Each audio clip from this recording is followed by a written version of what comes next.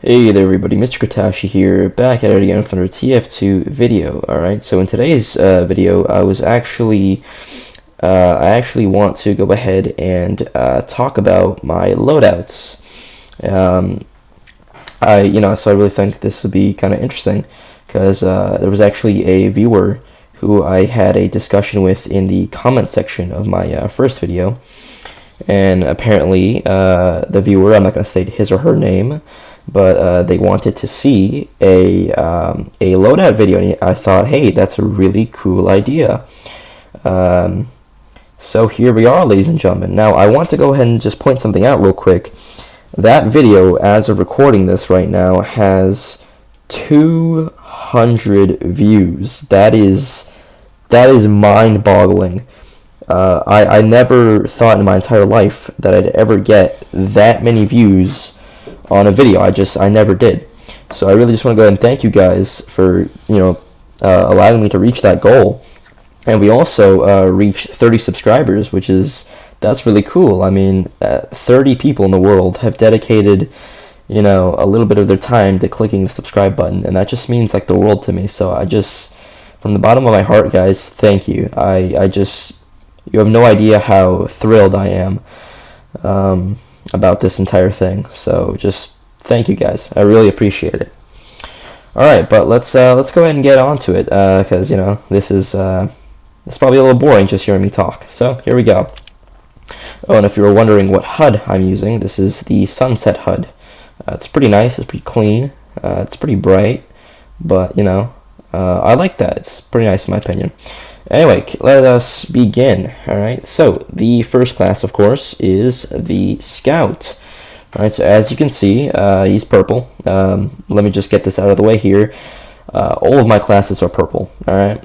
And it's not because I've been in games where I've run into people who call me a lazy purple ripoff, which, by the way, I am not. I personally believe that I have my own identity, and I don't want to steal someone's identity. I just personally really, really like the color purple. I mean, it just looks so nice to me. But yeah, all my loadouts are purple, so just yeah, go ahead and expect that. Alright, so as you can see here, I use the stock scattered gun, the stock pistol, and the rap assassin. Alright, now I'm going to give my reasoning for these weapons kind of as I go on here, so bear with me. Alright, so the scatter gun, what can I say? It's the best scout primary in my opinion. All of the other ones just pale in comparison to the scattered gun. Alright, because it's just consistent damage. You have 6 shots, and just in general, it is very, very good. Alright, need I say more? The stock pistol. Alright, so I use this as chip damage. So for example, if I get into a scout 1v1 and it's getting really sweaty, or I'm hitting some shots but I'm missing some shots as well, and I know that my opponent is on really low health, I'll pull this bad puppy out and I will finish the job. It's pretty reliable. Now I know what you're saying, well, why don't you use the other pistols like the Winger or even the pocket pistol? Well, this thing right here is, quite honestly, pretty terrible, and I actually do use the Winger sometimes. It's a really useful mobility tool, and and you can also use it for some chip damage. But personally, I like the stock pistol a little bit more than the Winger, but that's just me. Oh, and I closed out of that. Alright, let's get back to there. Here we go. Alright, so on to the rap assassin. Alright, now let me be clear. The rap assassin is absolutely garbage when it comes to a melee battle. For example, if you are in medieval mode, you do not want to be using this thing. It'll give you a severe handicap. However, I use it to make people bleed, alright, because that's pretty, bleeding effect is actually, it can be pretty strong at times. For example, I think bleeding damage does 8 per second. So, and this thing, the bleeding lasts for, I think, around 5 seconds. So, that can really do some decent damage if you land it.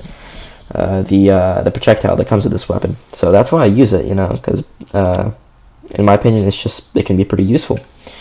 All right, but that's Scout. All right, here's my cosmetics here, by the way. All right, if you want to just go ahead and take a quick peek at them, you can see them right here. It looks pretty nice in my opinion.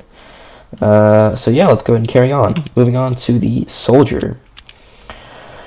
Alright, so here's my soldier. Alright, we've got the stock rocket launcher, the gunboats, and the escape plan. Alright. Now, my reason for using the stock rocket launcher is pretty simple. It's, well, it's pretty dang reliable. You know, what can I say? It's kind of like the scatter gun.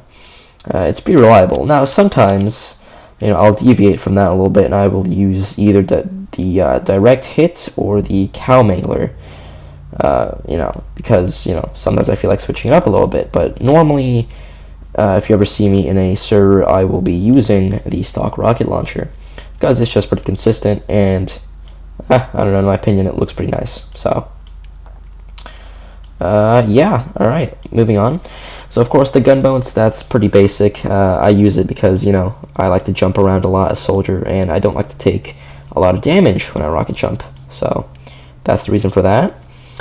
As for the escape plan, this is actually a very, very useful melee weapon, because I've been in countless situations where, you know, I am at very low HP and the enemy is just right around the corner, and I pull this bad boy out and I just run for my life. Alright, now some people think that this is a pretty cowardly melee weapon choice for the soldier, and I'd have to agree.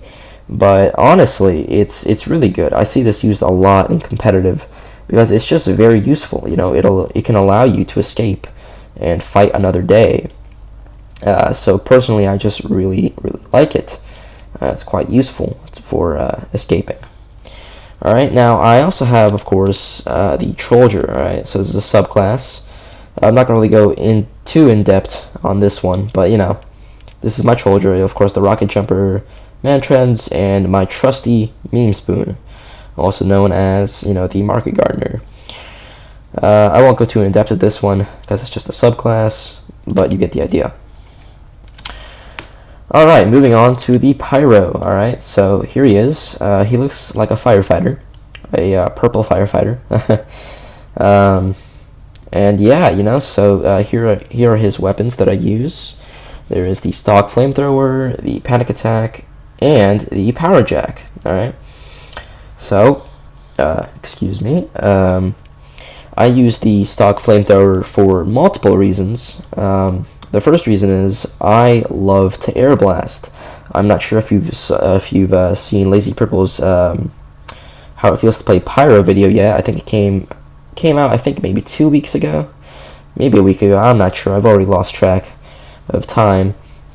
But in that video, he specifically states that air blast is very, very good, and that's true. It really is good. I just love to air blast. You know, it can save your medic. It can just save your life. It's pretty great. You know, and the other reason is that, well, let's go ahead and take a look here. Let's say, for example, the flog. You know, no random critical hits. You know, let me just be clear here. Random crits with Pyro are pretty amazing. I mean, you can just destroy an entire team if you get a couple random crits. It's insane at sometimes. Sometimes it really just is insane. But yeah, those are primarily the two reasons I use this thing. Oh, and also it looks pretty cool in my opinion. So yeah. As for the panic attack, I really like how it deploys faster. You know.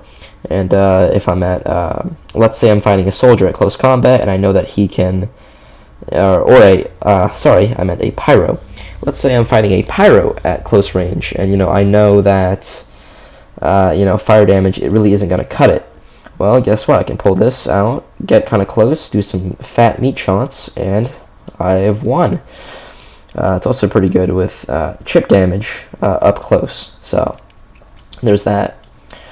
The power jack. Alright, so this is actually seen a lot by pyro mains because of the speed boost. It's really, really good. There's only one downside to it, of course, and that is that you take 20% more damage, which is not all that much. So, you know, if you're good enough, you can survive while using this thing. Trust me.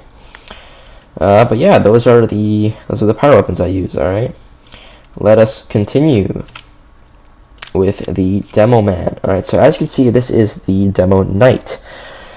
That's because I don't really play Demo Man. I normally just play Demo Knight. All right, so there is the Bootlegger, Tie Turner, and my Islander, which I have given a name. So of course, my reasoning for all of these, Bootlegger. It's the Bootlegger and the the Wee Booties are by far the best choice for a Demo Knight, and so it's kind of a gimme there. It's just really good, really good for demo knighting. The Tie Turner, I love its mobility. I cannot ever see myself using the Charge and Targe and the Splendid Screen. I just can't. The mobility you get with this thing, and the ability to turn really, really quickly is just so good. And I use it more as a mobility tool to get myself into a position where I can secure a head. All right, so that's it's the Tie Turner for you. Of course, the Islander. I'm not gonna go too into detail with this one. It's just really good for demo knighting because you can get up to 235 HP. So yeah, and of course gain speed. All right, now we do have, of course, the actual Demo Man. All right, this is not a Demo Knight. This is the Demo Man. I use the Iron Bomber, the Sticky Bomb Launcher, and just a reskin of the stock bottle. I'm not gonna go too in depth on this one because I consider the Demo Man to be a subclass. In my opinion, it's really not a subclass. The Demo Knight is a subclass. The Demo Man is not a subclass. He is actually a class. But for me, Demo Man is practically a subclass because I don't play him very much. Alright, moving on to the Heavy. Alright, so here is my Heavy loadout. Alright, he looks like a big bulky sailor. And I use the Tomislav, the Sandwich, and the Gloves of Running Urgently. Tomislav, in my opinion, is just the best primary weapon for the heavy weapons guy because the accuracy is just really, really nice, and it can really just be very, very useful at mid to long range, and even sometimes at close range. So yeah, I just really like it. Sandwich, of course, this is probably the best lunchbox item, but sometimes I actually like to use the second banana. All right, I'd say they're both in the same tier, but normally I will be using the Sandwich because I usually attract medics when I play as heavy. So if they take any damage, I will throw them a Sandwich and heal them up a little bit. As for the Gloves of Running Urgently, quite useful actually. It is pretty risky, however, because it can put you down all the way to 100 health, which is very low for the heavy weapons guy. But it's a high risk, high reward kind of melee weapon because it allows the heavy to essentially go almost as fast as the medic and spy. So very, very useful for mobility, because the heavy is a pretty slow guy, and so giving him a big old speed boost is pretty insane. But yeah, that is the Heavy for you, ladies and gentlemen. Let's carry on to the Engineer. Alright, so for the Engineer, my weapons are as follows. I have the Rescue Ranger, the Wrangler, and the Jag. Quite honestly, I just have to get this out of the way right now. The Wrangler is just completely overpowered. Uncle Dane talked about it in a pretty old video. I think it's a good couple months old by now, where he discusses and talks about how the Wrangler's shield is just very, very overpowered. And I completely agree with him. It's way too good. Way too good. But I use it, of course, because, it is by far Engineer's best secondary weapon. If you're going to be using leveled sentry guns. As for the Rescue Ranger, I'm one of those engineers. I guess you could say I'm an active engineer. I don't really like to just stay crouched behind my sentry gun and continuously repair it, I like to spread my buildings around and, actually have fun while playing engineer. So I like to use this thing because I can, heal my sentry from any distance, and I can, of course, use it to teleport the sentry at the cost of 100 metal from any distance. So it's quite useful. Very bad if I'm trying to defend myself, though, but oh well, high risk, high reward. I like it quite a bit. As for the Jag, I really like it. It's pretty useful. The faster firing speed is really useful, and construction hit speed boost is also very useful. But sometimes I do actually like to use the Eureka effect. I'd say that the Jag and the Eureka effect are about in the same tier. They're both very, very good wrenches, and the Eureka effect is also incredibly unique, allowing you to teleport to a teleporter exit and to your spawn. So it's quite interesting. But yeah, if you ever see me on a server, I will either be using the Jag or the Eureka effect. That is, if I'm using leveled sentry guns, of course. Which brings me into my subclass, or the engineer subclass, that uses mini sentries. All right, so for this loadout here, I use the stock shotgun, stock pistol, and the gunslinger. All right, so this is obviously my combat engineer. All right, so stock shotgun, very reliable damage. It's just solid, very solid. I recommend using the shotgun when you're playing combat engineer. It's very solid. Stock pistol, I've already covered this with scout. It's just good chip damage. And the gunslinger, of course, it just completely changes how you get to play the engineer. You get to place little tiny mini sentries and be very aggressive, which is really fun sometimes. So if I ever get bored of the standard leveled sentries, I will definitely switch over to the gunslinger and play my heart out as combat engineer. Alright, moving on to medic. Alright, so if you didn't already tell, if you haven't already, noticed, I main medic. Alright, that's my channel, icon. It's a purple medic with my brown hair. Yeah, and I love the medic. I really enjoy playing the medic. And surprisingly, I actually can keep my cool when playing him. There are times, of course, where I do get a little salty, because my team might be underperforming or just completely, they might just be completely oblivious sometimes, but hey, it happens to the best of us, so I just shrug it off. Anyway, enough talking about that. Time to talk about the weapons. Alright, so as you can see, I am a slave to the meta. Also known as the Uber Saw, the Medigun, and the Crusader's Crossbow. Now, before you write your angry comment about how, I'm just a follower of the meta, let me explain myself. So, first of all, the Crusader's Crossbow and the Uber Saw are just way too good. They're so good. I really, in my opinion, believe that the Crusader's Crossbow and the Uber Saw should be nerfed. I'm not sure how they would be nerfed, but I do believe that they should be nerfed because I'm getting, pretty sick and tired of constantly using them. Now, I know what you're saying.